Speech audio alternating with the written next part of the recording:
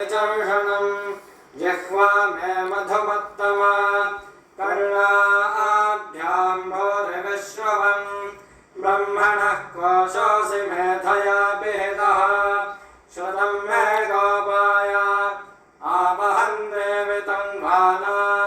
कुर्वाणा चिरमात्मनः वासागंसि मम गावश्च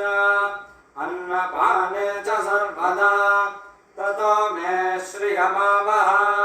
लोमशां पशुभिः सह स्वाहा आमायन्त ब्रह्मचारिणः स्वाहा विमायन्त ब्रह्मचारिणः स्वाहा प्रमायन्त ब्रह्मचारिणः स्वाहा दमायन्त ब्रह्मचारिणः स्वाहा शमायन्त ब्रह्मचारिणः स्वाहा यशोजने साने स्वाहा श्रेयान वस्य सोसाने स्वाहा तन्त्वा भग प्रविशाने स्वाहा समा भग प्रविश स्वाहा